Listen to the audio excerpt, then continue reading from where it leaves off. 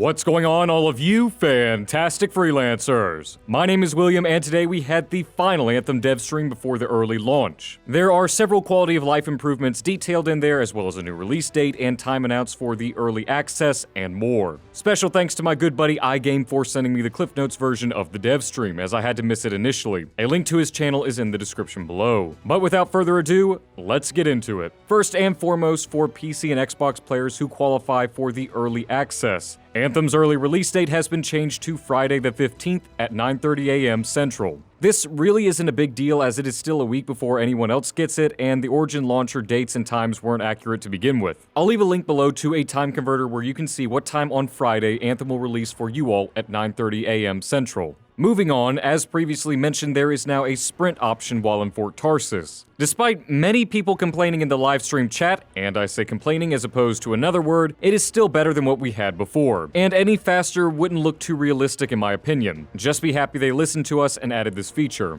Reputation rewards are now shown under challenges at the menu screen, which is really handy for keeping track with what you're working towards. There will also be new HDR mode settings that will be available for PC players on the 22nd and everyone else after the Day 1 patch. There has been a camera shake slider that has also been added to the game. Anyone who has played on a team with a Colossus after it uses its ultimate definitely knows why this is a blessing of a feature. The field of view is also another quality of life improvement coming post-launch that the team is currently working on. I also know that many were complaining about the flow of the expeditions and how they were a bit confusing. There is now a better form of map UI for entering missions and free play from the Forge that allows for a better flow. Crafting blueprints might have been named Sigil, which is a little bit weird. Ben will be clarifying this on Twitter soon, and we will be covering it once he does. By popular request, and thank God the devs were listening on this one, there have been some changes made to the basic health and shield scaling for the Colossus for the critical path. Previously, even during the endgame capture event back in San Francisco last month, the Colossus did feel squishy even with that endgame gear. SLI support for PC is confirmed, and that will be coming in an update after the game's launch on the 22nd.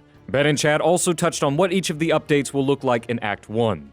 For update number 1, Evolving World, there is going to be constant changing and evolving going on in the world of Anthem. We will see events similar to what we saw during the open demo with the Ash Titans and the sky raining down meteors. Other subtle changes will also be happening across the world that apparently a lot of us who will be playing often will notice. They have also promised that there will be always a sense of discovering something new, but what form that will take remains to be seen. For update number 2, Stronger Together, social constructs, promoting social interaction, and competition will be at the forefront of this update. Guilds and leaderboards will be introduced during this time, as well as improvements to social interactions across the board. For update number 3, Cataclysm, there will be aspirational content released, which, if you remember from my endgame guide video, Ben Irving mentioned that this will be comparable to raid-like content in Anthem. More details will be coming on this soon, and as soon as they do, we will happily be covering it. And that was about it from the final dev stream. I will level with you all though. I'm disappointed that they didn't address microtransactions, which gets me really nervous about that for Friday.